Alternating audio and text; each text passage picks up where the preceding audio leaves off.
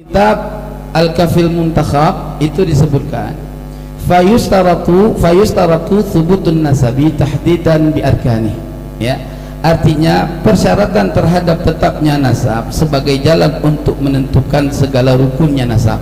Artinya itu adanya berapa? Ada 4 kategori, ya. Yang pertama jihatu itsbatin nasab, apa ada badan verifikasi nasab, ya, itu kan sudah ada. Oke. Terus yang kedua turuqun taqlidiyatun li itsbatin nasab, ya, yaitu metode tradisional untuk membuktikan keturunan seseorang atau nasab seseorang. Yang ketiga, apa aja turuq taklidiyah itu? Oke, baik. Turuqun taqlidiyah itu ada 3 cara, ya.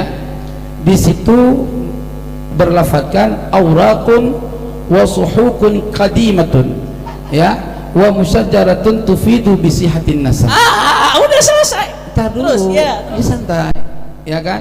Pertama adanya manuskrip kuno dan kitab-kitab kuno, ya, serta pohon-pohon nasab yang memberikan faedah terhadap sahnya silsilah nasab seseorang, ya.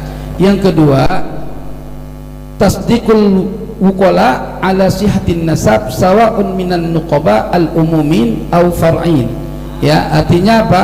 Pengesahan ahli nasab terhadap sahnya suatu nasab melalui para nakib-nakib atau cabang-cabangnya. Tentunya ketika kita bahas pada Ubaidillah, disinilah ini kan kita berbicara tentang Ubaidillah, ya, di sini harus ada kategori yang seperti itu, gitu loh, ya. Yang ketiga sima'us syahadah bisyuhud, ya, mendengar keterangan saksi, ya.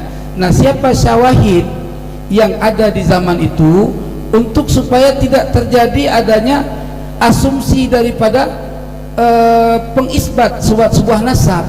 Karena syarat orang nasab, ahli nasabah, selain dia mampu kemampuan dalam bidang ilmu nasab, juga dia seorang yang siqah, orang yang saleh dan terpercaya dalam meriwayatkan sesuatu.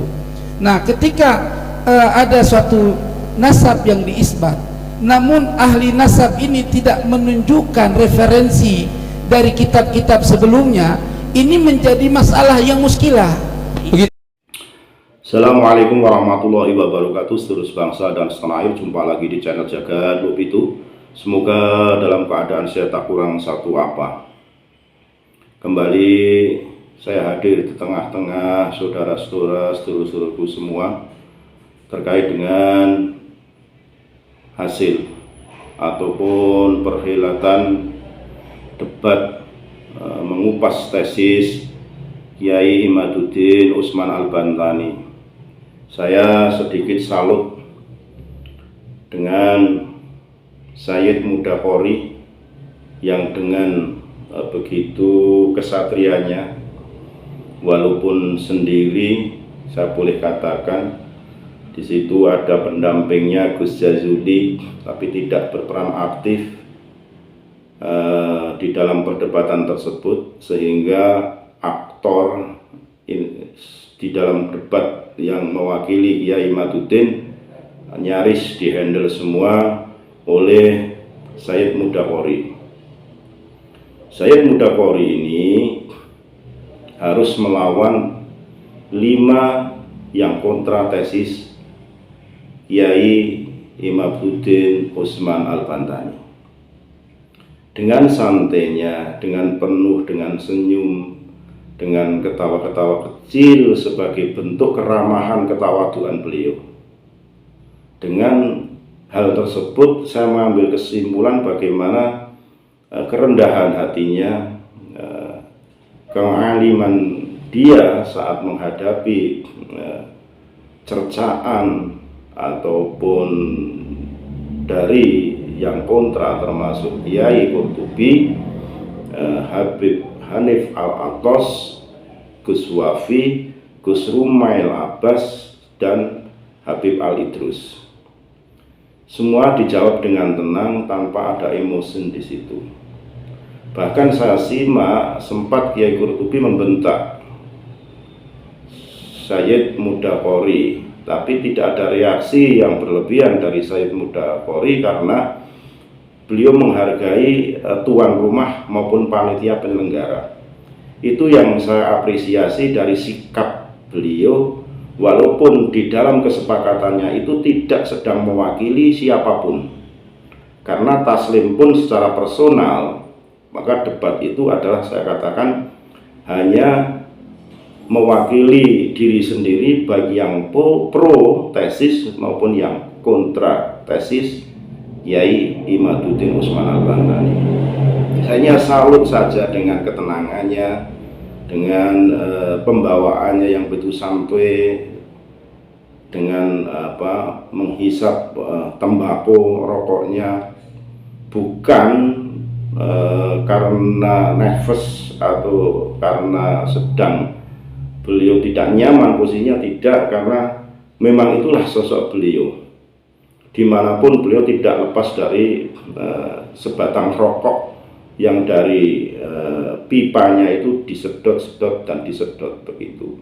Barangkali ada yang memberikan komentar miring terhadap beliaunya, tapi saya memandangnya dari sisi yang lain, bahwa itulah sosok muda Polri yang begitu santai, begitu tenang menghadapi beberapa pertanyaan daripada yang kontra tesis Kiai Haji Imaduddin Usman Al-Bantani. Seorang sosok muda yang begitu sudah mapan, tenang pembawaannya, ini yang sedang saya kaji. Saya perlu meniru sifat-sifat beliau ini, termasuk Said Muda Polri ini orangnya memang ya benar, yang tidak. Dia sedang mencari kebenaran, bukan sedang mempertahankan pembenarannya dia, tidak. Dia sedang mencari kebenaran, makanya dia santai menghadapi itu dengan tenang.